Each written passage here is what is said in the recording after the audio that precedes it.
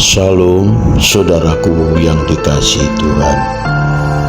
Kebenaran firman Tuhan hari ini, Wahyu 2 ayat 10, demikian firman Tuhan. Jangan takut terhadap apa yang harus engkau derita. Sesungguhnya iblis akan melemparkan beberapa orang dari antaramu ke dalam penjara, supaya kamu dicobai, dan kamu akan beroleh kesusahan selama 10 hari. Hendaklah engkau setia sampai mati, dan aku akan mengaruniakan kepadamu mahkota kehidupan. Saudaraku yang dikasihi Tuhan, ini sabda Yesus yang tertulis di kitab Wahyu, agar Tuhan Yesus mengingatkan jemaat Roma waktu itu, jangan takut terhadap apa yang ia derita. Sesungguhnya iblis akan melemparkan beberapa orang di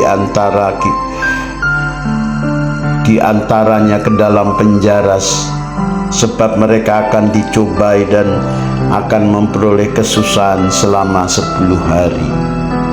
Tuhan Yesus mengingatkan agar dia tetap setia sampai mati, dan Tuhan akan mengaruniakan kepadanya mahkota kehidupan. Latar belakang penulisan kitab ini bahwa aniaya yang begitu dahsyat, aniaya yang begitu mengerikan abad pertama umat Tuhan pada zaman kekaisaran Roma, bahwa umat Tuhan akan menderita 10 hari di sini bukan artinya 10 hari, tetapi 10 hari di sini artinya 10 pemerintahan kekaisaran Roma. Jadi selama 380 tahun umat Tuhan, pengikut Kristus, mereka teraniaya selama 380 tahun selama pemerintahan kekaisaran Roma.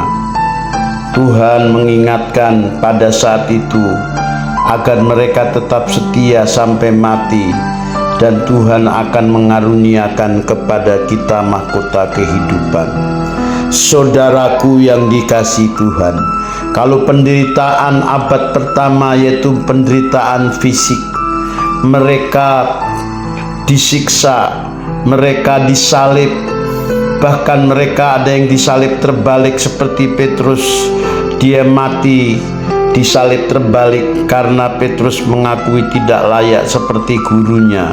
Kematian Petrus mati terbalik pada aniaya kekaisaran bangsa Romawi, yaitu pada zaman Kaisar Nero.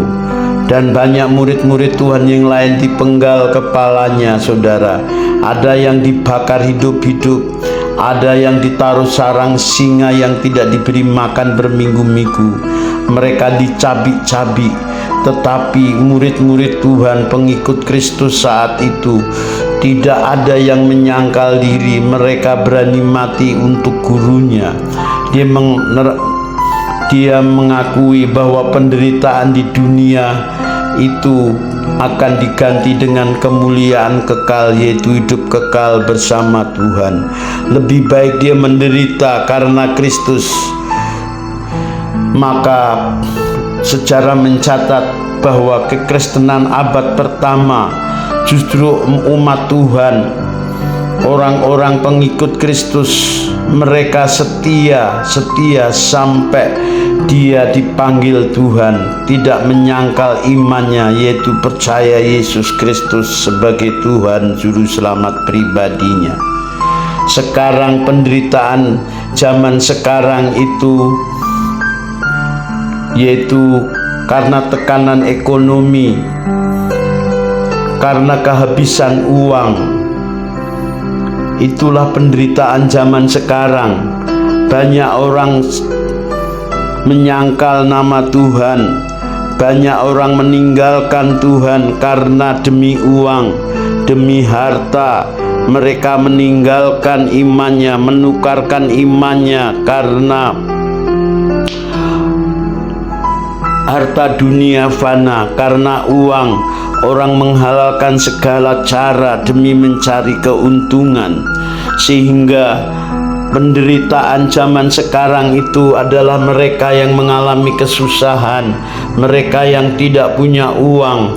Itu penderitaan zaman sekarang, saudaraku yang dikasihi Tuhan. Selain itu, tekanan ekonomi juga karena tawaran-tawaran dunia dengan segala keindahannya. Karena keindahan dunia, daya tarik dunia, banyak manusia, orang-orang meninggalkan Tuhan. Mereka yang percaya kepada Yesus, mereka meninggalkan karena kenikmatan dunia, karena keindahan dunia. Iman mereka menjadi rontok, saudara. Karena jabatan takhta, mereka ditawari kedudukan, mereka berani menyangkal nama Tuhan. Saudaraku yang dikasihi Tuhan, kita sudah memasuki zaman akhir. Tuhan ingin saudara setia mengiring Dia. Saudara dan saya dituntut setia mengiring Tuhan Yesus sampai mati. Karena hanya mereka yang setia mengiring Tuhan sampai mati akan menerima mahkota kehidupan. Biarlah permasalahan hidup yang saudara hadapi, saya hadapi, baik tekanan ekonomi, mungkin juga aniaya, orang-orang membenci kita, para pengikut Kristus, kita harus tetap setia mengiring Tuhan. Sekalipun dunia menawarkan segala keindahannya, kita tetap kuat setia mengiring Tuhan. Biarlah kebenaran firman Tuhan ini mengingatkan saudara. Salam, terima kasih, Tuhan Yesus memberkati.